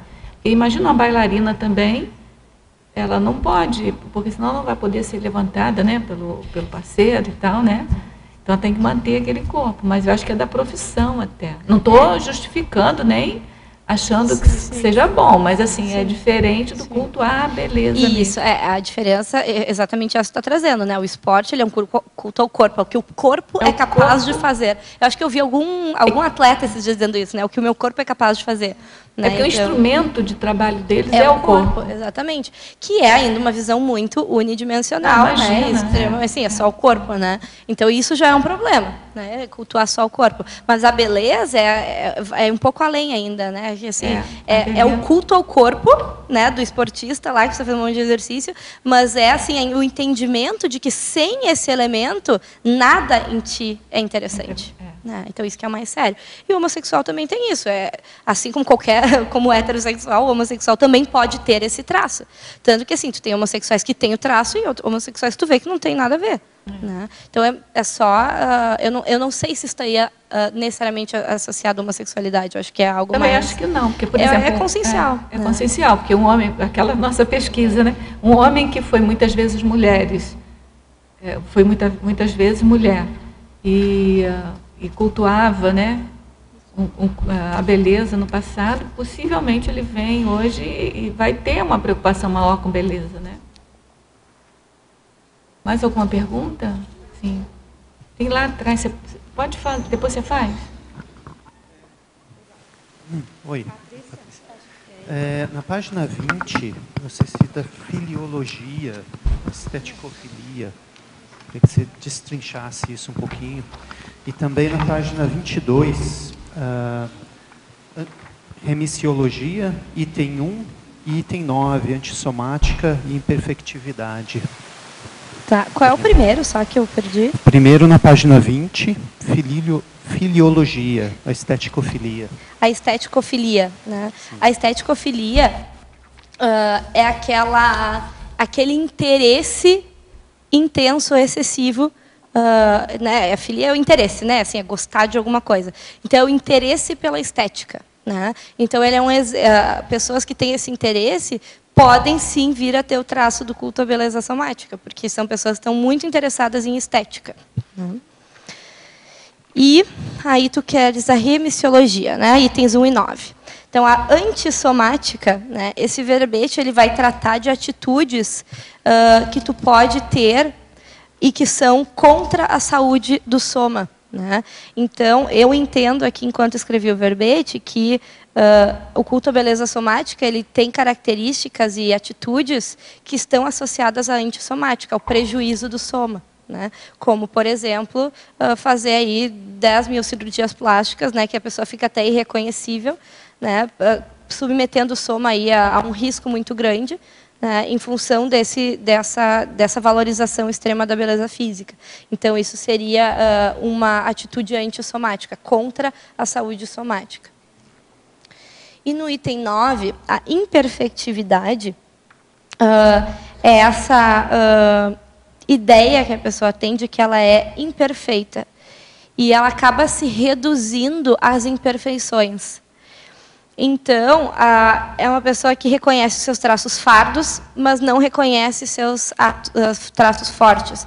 Ela se considera imperfeita. E somos todos imperfeitos. Mas a questão é que a pessoa que tem a imperfectividade é aquela pessoa que se acha defeituosa e que os seus defeitos são a consciência, ao invés da consciência ter alguns defeitos.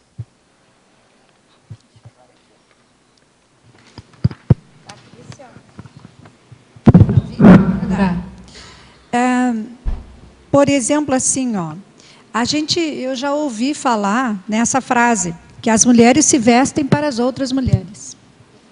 Então, você já estudou qual a importância da beleza feminina para os homens? Isso é importante para eles? Ou isso é importante para nós?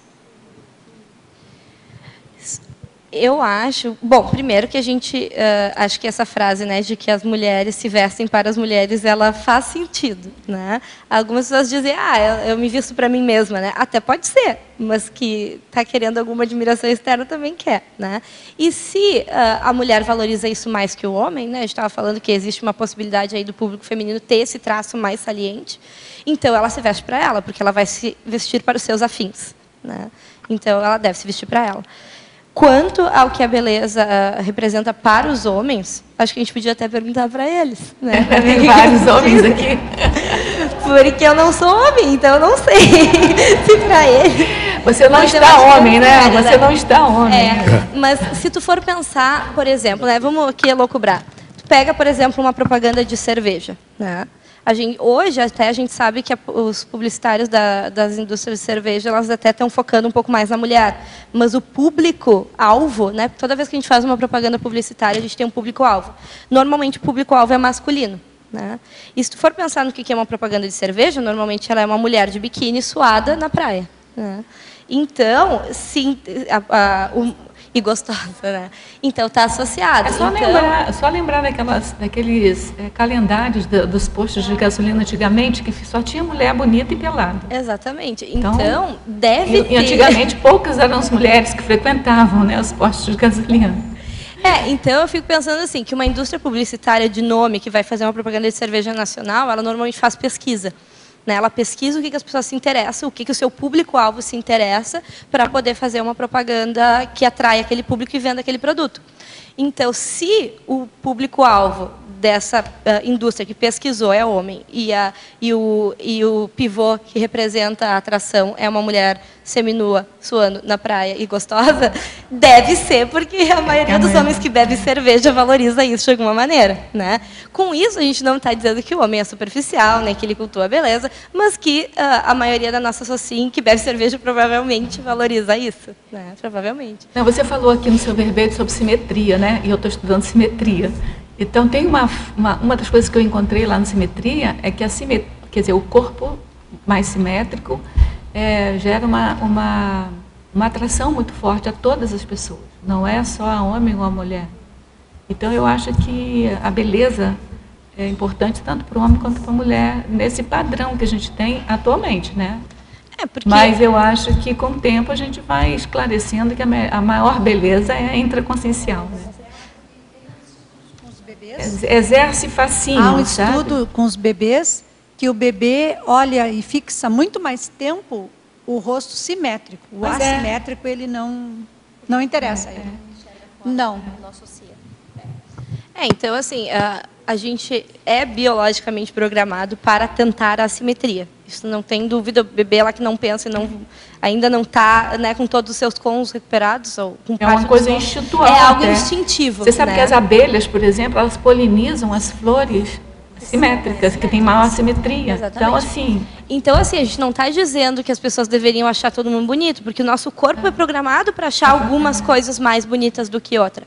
O que a gente está dizendo é que achar só isso interessante só isso ruim, né? É o problema. Você pode explicar sobre a teoria da personalidade histriônica? Sim, a teoria da personalidade histriônica, então, né? A personalidade histriônica é uma psicopatologia. Ali nas minhas referências, depois vocês podem achar o livro que fala sobre isso, né? Ela é uma patologia em que a pessoa, em função das suas outras vidas e também do seu desenvolvimento nessa vida intrafísica, ela desenvolve uma carência e ela compreende que ela não é interessante, ela não é atraente. Paradoxalmente, ela então precisa ser atraente, porque a gente tem uma necessidade de ser gostado, de ser admirado, né? Então, ela super compensa isso como: se eu não sou atraente, eu tenho que fazer alguma coisa para isso, porque eu não posso não ser atraente, né? Então, eu vou ter atitudes que tentam chamar a atenção, né? Então, por exemplo, algumas mulheres histriônicas, elas tentam chamar a atenção a partir do soma, né? Essa não é a única maneira que as pessoas tentam chamar a atenção, mas ela faz parte, né? O culto à beleza somática tem, essas pessoas também podem ter essa característica, por isso que está incluso aqui. Então, por exemplo, na época do Freud, né? Que ele falava das histéricas, né? Todos vocês aqui já ouviram a expressão, ela é histérica, né? Essa expressão vem lá, né, do Freud, que estudava as histéricas. E as histéricas, quando a gente estuda elas hoje, elas nada mais eram, algumas delas, mulheres histriônicas, que tinham aqueles colapsos, aquelas crises para chamar atenção, porque, claro, ninguém me enxerga, ninguém me vê, só me usam, né? Assim, as pessoas só me querem para uma ou outra coisa, e eu tenho tanto mais para oferecer que eu surto, né? E aí eu tenho uma série de problemas. Então, era uma maneira de chamar atenção, né?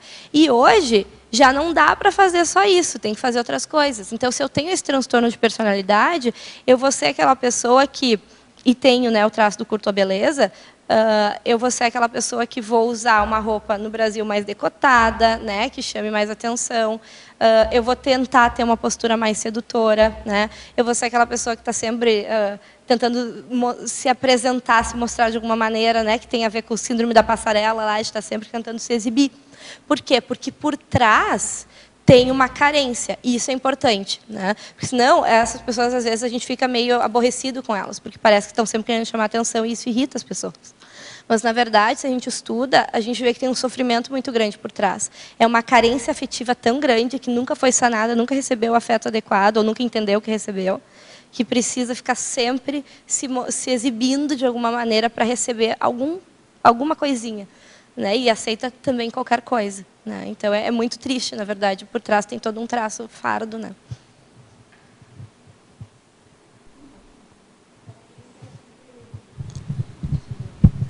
Me veio assim, uma questão bem forte. Assim, desde que eu me conheço por gente, como eu digo, a partir dos 15, 16 anos, eu comecei com a mudança de cabelo, né? Mudança de cor de cabelo. Eu nasci loira, mas eu mudei tanto de cor. Isso na adolescência foi muito predominante. Assim, mudei pra caramba, né? Então me veio um pensamento assim, porque agora, assim, já mais assim numa idade, né, mais madura e tal, eu voltei a ter a minha cor natural, que era quando eu era mais jovem, né? Então, acalmei agora essa parte de estar pintando o cabelo a todo momento. Mas, assim, eu tive uma projeção uma vez, que eu vivi, assim, numa outra vida, que eu tinha um cabelo bem preto, sabe? Meu cabelo era preto. E aquilo, assim, de certa forma, quando eu acordei, me chocou muito, né? Me vendo eu loira, me olhando no espelho. Então, eu te pergunto assim, você fez algum estudo a respeito disso, que às vezes tem a ver com a questão de outras vidas, da gente querer mudar e se parecer com aquela outra personalidade que a gente tinha? Então, isso depende muito de cada história, né? Da história de vida de cada um. Às vezes, a retrovida, a vida passada, né, foi tão traumática que às vezes é melhor a gente não ter qualquer senha para ela, porque lembrar daquilo é muito prejudicial para a gente. Então, daqui a pouco é melhor vir com algo que não lembra aquilo para não ter senha, porque a gente ainda não está dando conta da memória, né? Quando a gente der conta da memória, talvez a gente tenha uma retrocognição e lembre de algumas coisas, né? Então, eu acredito que seja possível, né? É possível que a gente acabe vindo com características bastante opostas à anterior, justamente para não ter a senha, né? Outra questão são as questões até próprias biológicas, né? Genéticas, assim, né? Nasceu na África, provavelmente vai ter uma pele mais escura do que uma pessoa que nasceu lá na Alemanha, né? Mas não quer dizer que seja a regra. Mas acredito que sim, é possível que por causa de uma vida mais traumática, talvez a gente venha com um soma que não lembre tanto aquele soma anterior. Né? Isso faz sentido. Deixa eu falar rapidinho. Tá, tem um evento mundial que chama TED. Já ouviu falar? TEDx. Ah, sim. E aí tem um TED americano que está circulando já desde o final do ano passado. Uma moça, bem magra, bem feia. Sei. E aí ela resolveu dar essa palestra no TED, porque ela foi eleita a mulher mais feia do mundo. E isso virou um viral no mundo inteiro. E isso é um exemplo para todas as pessoas que se acham feias, né? Porque ela falou, eu era tão amada, eu tinha um carinho tão grande, a minha família me dava muito carinho, eu era tão amada, e eu era vista bela, sabe? Então, a beleza ali em si, da publicidade, das culturas e tal, era ínfimo para ela. O amor do grupo kármico superou essa feiura que ela veio, sabe? Ela tem até ela tem uma síndrome, exatamente. Então, eu te pergunto, você fez algum estudo a respeito de quando você, às vezes tem uma síndrome, às vezes você tem algum defeito no corpo e tal, não tem como consertar. Se você realmente é amado pela tua família, sabe? Se isso realmente... Ela é um exemplo que realmente muda, né? Pelo que eu já estudei, esse vídeo, vocês podem... Eu vi ele umas 3 semanas atrás. Ele é um vídeo que está no YouTube, vocês podem digitar. O nome dela é Lizie. Vocês podem digitar, acho que é a mulher mais feia do mundo, que aparece o vídeo dela lá nessa conferência, então. E ela é uma história, assim, ela tem uma síndrome que ela não consegue ganhar peso. Né? E para algumas mulheres isso parece o sonho de consumo, mas, na verdade, ela não ganha peso nenhum. Então, ela não tem nada de gordura no corpo, o que significa que ela é só, como a gente usa a expressão, pele e osso. Né?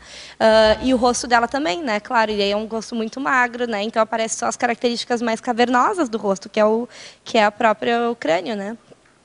Então, ela fala que, justamente isso que ela estava colocando, que ela era tão amada pela família que quando ela chegou na escola e todo mundo via que ela era estranha, ela nem sabia por que as pessoas estavam achando ela estranha. Porque ela era tão amada que não fazia sentido para ela ter aquela questão. Então, acho que sim, né? Assim, se tu tem uma estrutura familiar em que existe uma característica que a gente chama de amor incondicional, né? Que é muito difícil, mas existe, né? Ou seja, tu é amada independente de qualquer traço que tu tenha, né? Porque, na verdade, a consciência vai para além só dos seus traços. Né? Aí, sim, tu vai construir uma autoestima que independe da medida social. Né? Por quê? Porque as pessoas que são, para ti, ao longo do teu desenvolvimento, as mais de referência importantes, né? Elas te deram aquilo que a consciência precisa, que é afeto. Então, se ela recebeu afeto, ela constrói uma autoestima em cima de que aquilo é incondicional. Não importa se eu sou bonita ou feia, vão me amar igual. Mas eu li um livro, até americano também, que na verdade é o que a gente amplia aqui na Conscienciologia para a multidimensionalidade também. E o autor fez uma pesquisa que não é só o afeto ou só a mesologia. Na verdade, ele não falava afeto, falava mesologia, que importava na postura da pessoa. Também tem, e a gente sabe que tem também, a forma como essa pessoa abstrai ou apreende o que é dado para ela no entorno. Porque se fosse uma outra pessoa com consciência mais doentia, as pessoas poderiam dar afeto, ela poderia interpretar completamente ao contrário. Entendeu? Estão me dando afeto porque eu sou muito ruinzinha mesmo e tal, né? Então tem essa questão, né, de como é que a pessoa compreende e apreende as ideias que estão no contorno dela. A gente sabe aqui que isso é paragenética, que isso é holomemória, que isso são outras vidas, né? Mas a impressão que me dá é que não é só a mesologia que vai resultar no bom desempenho da pessoa. Ela também deve ter alguma qualidade consciencial que adquiriu aquela condição importante. Isso eu não estou dizendo que o afeto não seja importante, tá? O afeto é extremamente importante, a mesologia é extremamente importante, mas não é a única condição. Na minha opinião, eu já tinha visto há muito tempo atrás o título do livro, eu não vou saber o autor, mas os pais não são culpados pelas neuroses dos filhos. Entendeu? Porque o que se faz com a criança ou com o filho vai depender de como aquela criança absorve aquilo, né? Então, ele está falando que essa coisa da psicologia, né? Porque se não der limite, a criança não vai... Então, assim, se o pai põe a criança de castigo, a criança pode interpretar que não tem limite, mas se a criança, por exemplo, se o pai não dá limite, se dá uma coisa que a criança quer, ela pode interpretar que não tem limite. E o outro pode dizer que está maltratando, que não está... Então, assim, vai depender da forma como a criança vai absorver. E aí, a grande técnica que ele falava era assim, era até uma questão de castigo. Se vai castigar, a criança pode se sentir mal, ou se não castiga, a criança vai se sentir mal também. Então, ele dá a dica seguinte, que o pai tem que fazer o que ele acha que é melhor naquele momento, mas explicar sempre, olha, eu estou brigando com você porque eu amo você, para a criança entender, de alguma maneira, como é que está o processo daquela questão. Mas, de qualquer modo, o que vai importar é a apreensibilidade da consciência. Né? Mas vamos indo, a gente ressoma para isso mesmo, né? Para poder ir aprendendo, né? Aos pouquinhos. Mais alguma pergunta? Vou passar aqui então para a Tele Tertuliano. Professora Patrícia, é um homem, tá? Professora Patrícia, há tempo uso desodorante antitranspirante, mas faz uns 3 meses desenvolvi alergia quando uso. Estou tendo que comprar somente os sem cheiro. Teria algo a ver com parapsiquismo? Depende. Né? Acho que a primeira coisa que essa pessoa tem que fazer é procurar um médico para ver se isso não é somático. Né? Porque, assim, pode ter a ver com o parapsiquismo, claro que pode, mas pode ser uma reação física. Né? Então, a gente tem que descartar qualquer possibilidade física antes de partir para uma abordagem mais de parapsiquismo. Pode ter a ver. Faz sentido. Porque o parapsiquismo bota a pessoa mais sensível, claro, né? Porque, claro, a gente mexe mais com as energias, fica mais sensível e aí, obviamente, vai ter alguma reação, alguma coisa que talvez não fosse ter, né? Mas vale a pena primeiro procurar um médico para ver se tem alguma coisa aí que pode ser física, né? Agora eu vou dar uma outra versão também para ajudar ele a pensar. É assim, o desodorante, principalmente tem uns que tem alumínio. Isso faz um mal terrível, já tem associando já com câncer de mama e tal. E o cheiro é química, né? Então, com continuidade do uso, aquilo gera realmente alergia, independente de parapsiquismo, tá? E aí a gente convida a pessoa para ler 2 verbetes da enciclopédia. Um, que é sensibilidade química múltipla, que foi eu que escrevi, e o outro é Mega Efeito dos Perigos Mediatos, que foi o professor Walter que escreveu. Então, sensibilidade química múltipla e Mega Efeito dos Perigos Mediatos, que mostra direitinho essa condição das químicas fazendo mal ao corpo. Tem até uma síndrome que eu acho muito interessante, que é a síndrome do sapo cozido, que é assim, não sei se você conhece. Então, se você coloca um sapo num caldeirão com água bem fervente, você joga ele ali, ele pula e sai vivo dali. Mas se você coloca o sapo no caldeirão com água fria e bota aquela água fria no fogo, aquela água vai esquentando, esquentando, e ele vai se adaptando, vai se adaptando, vai se adaptando. Quando a água ferve, ele morre junto com a água. Então, é mais ou menos isso. Você vai usando um desodorante, vai usando um perfume, vai usando isso, Você vai se adaptando, vai se adaptando, vai se adaptando. Quando você vê, você já está aí com uma alergia que às vezes não tem retorno. Certo? É mais ou menos isso. Só um adendo. Quando a gente fala alumínio no desodorante, tem que lembrar que ele vem em forma de sal, é sulfato de alumínio, que ele é como antitranspirante. Então, assim, tem que cuidar que não é o alumínio, né? Isso, né? Ele não está escrito alumínio, então o pessoal vai ler, tá, mas não tem alumínio. É a forma onde o alumínio está inserido em outros sais dentro do composto. Mas o alumínio também faz mal para o Alzheimer, né? Então, tem o alumínio aí, você sai fora. Outra pergunta para o mesmo rapaz. É sobre depilação. Tenho muitos pelos e penso em fazer depilação definitiva nas costas por uma questão de higiene, sudorese, etc. Acham que isso pode prejudicar algo?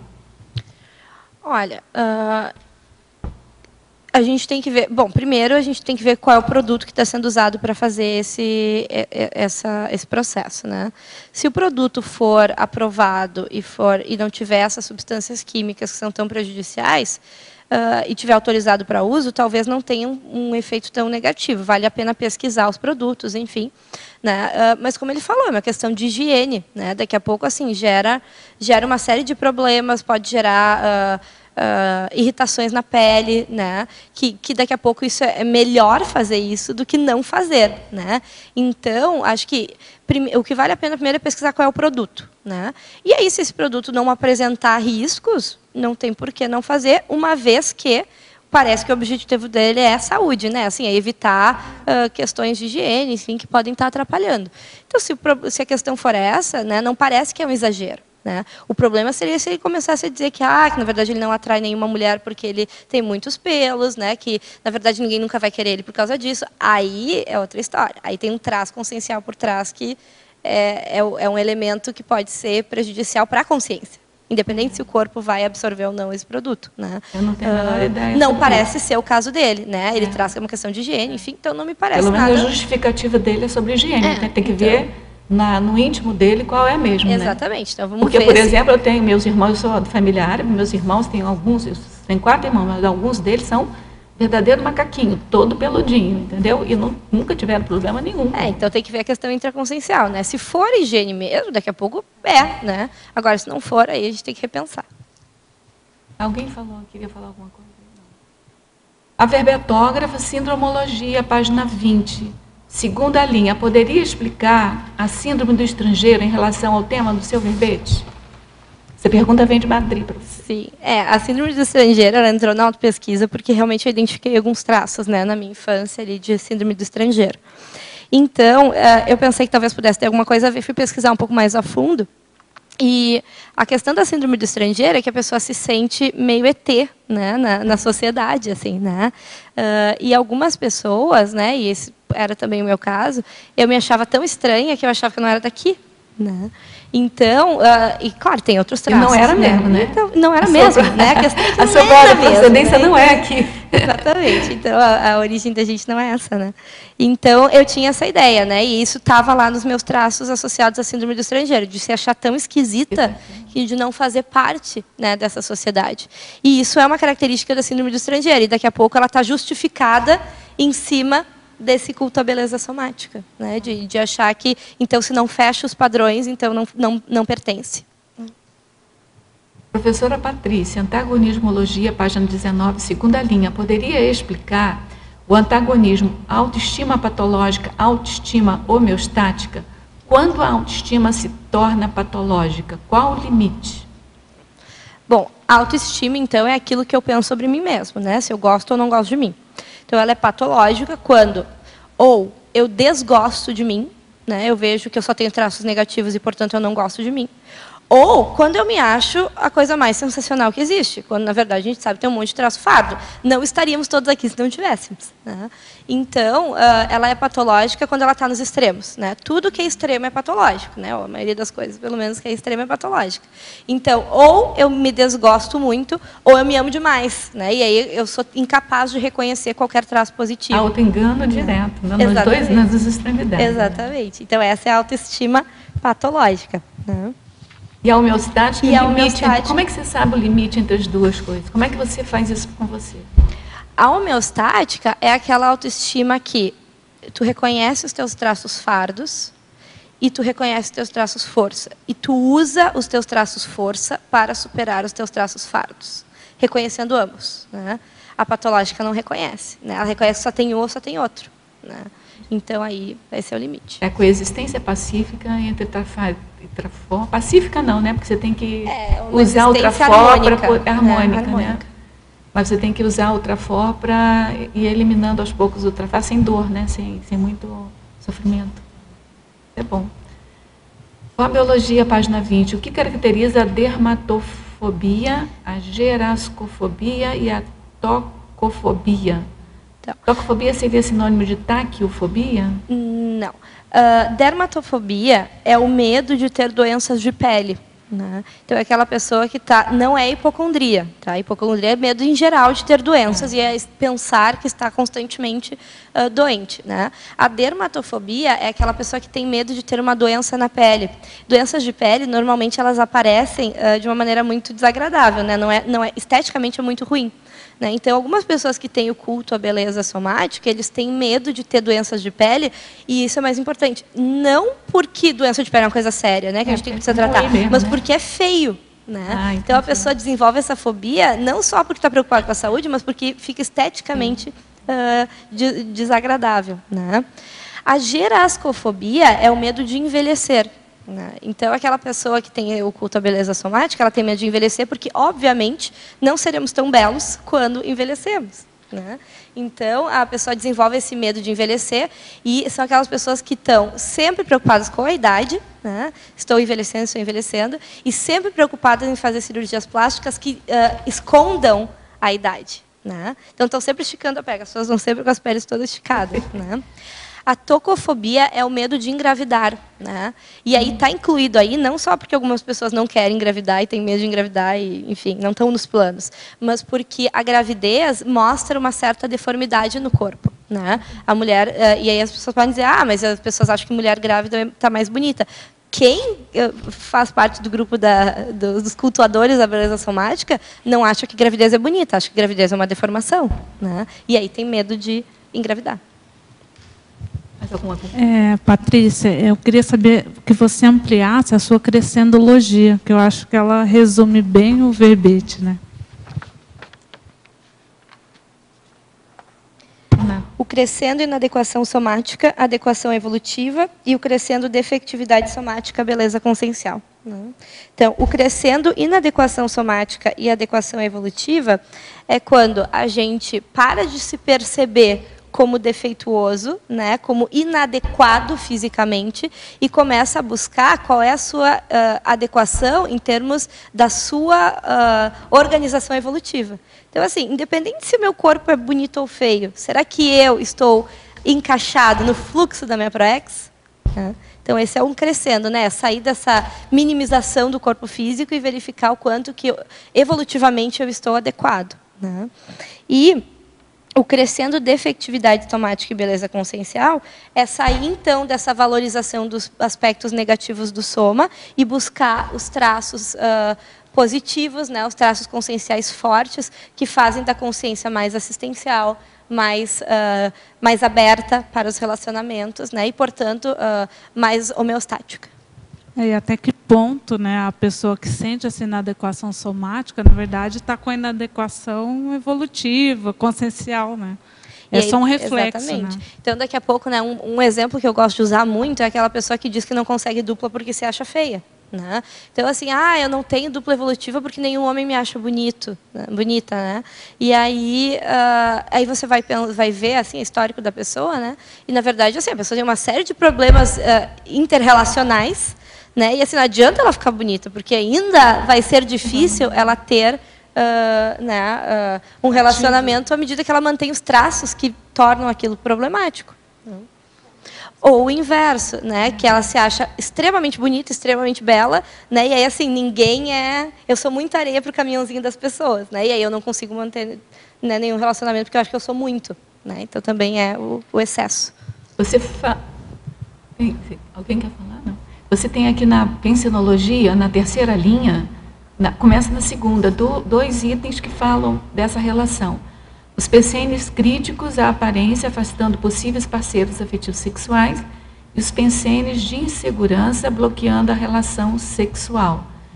Tem relação com esse culto da beleza? Com certeza, porque o que acontece? A pessoa que tem esse investimento tão grande na beleza e está sempre buscando os seus próprios defeitos, ela não consegue se expor sexualmente.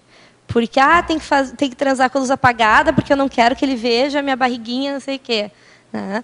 Então, é aquela pessoa que esconde o soma do parceiro por vergonha desse soma, por estar sempre observando as partes negativas. E aí, assim, a liberdade sexual do casal fica limitada. Né? Então, não é um casal que tem confiança e intimidade. Né? É um casal que está sempre escondendo os defeitos do outro. Isso não é dupla evolutiva. Dupla evolutiva é assim, escrachar os defeitos justamente para poder reciclar, né? Para a pessoa te ajudar a reciclar. Tem aqui a gente já falou em alguns momentos aqui sobre a simetria, mas eu tenho o maior interesse. O que você descobriu sobre a simetria que te empolgou, assim, que você se deparou com alguma novidade a respeito da simetria, assim, na questão da beleza?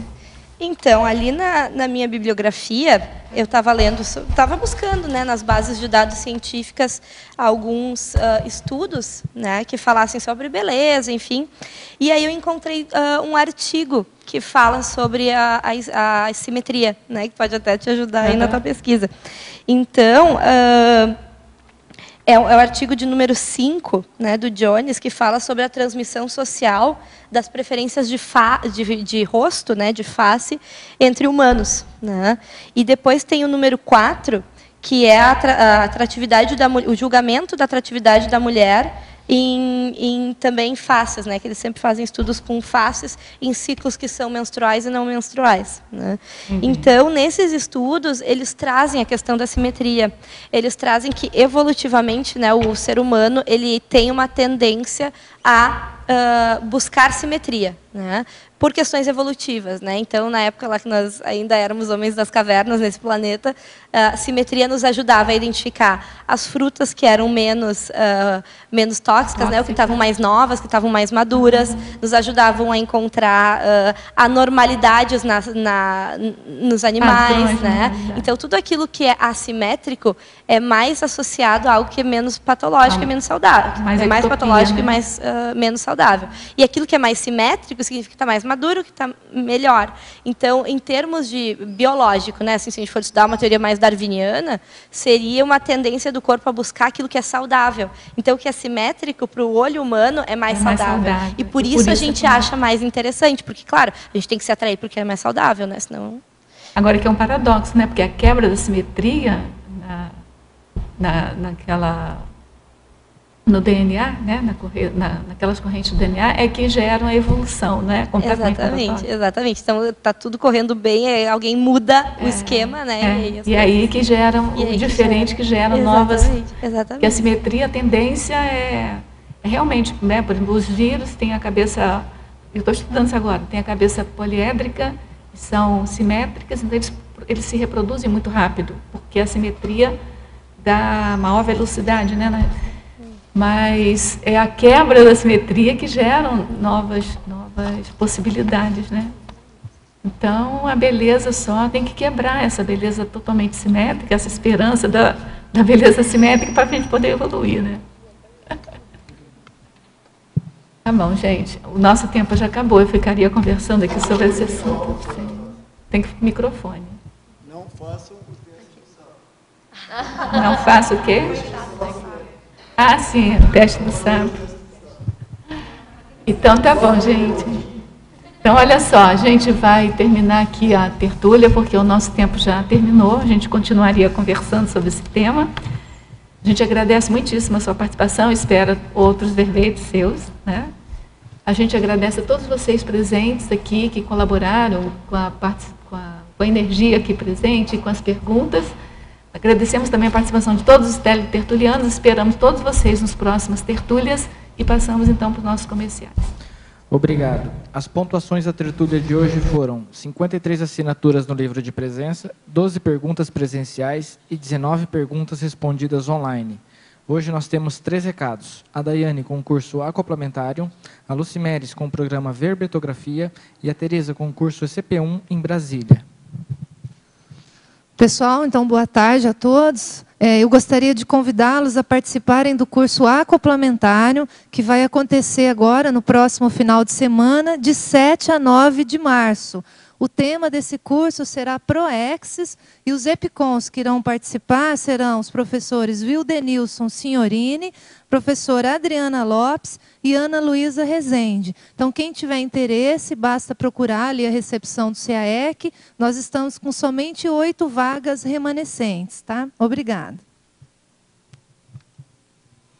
Boa tarde a todos. A Enciclosapiens convida para a participação no programa Verbetografia na turma de semipresencial, que começa agora dia 12 de março. São aulas presenciais nas quartas-feiras, no horário das 19h30 às 21h30. O restante do curso será em EAD. Iniciamos também uma turma de EAD no dia 27/2. Se algum tertuliano tiver interesse em participar do curso, é só fazer a sua inscrição na recepção do CAEC. Até na quinta-feira que vem, que é a segunda aula, a gente ainda tem a possibilidade de inserir mais alunos. Obrigada. Boa tarde a todos. O IPC Brasília convida para o SCP-1, que vai acontecer nos dias 4, 5 e 6 de abril, no Hotel Aliá. Então, os interessados podem fazer contato pelo telefone 061 3346 5573 ou pelo site do IPC. Obrigada.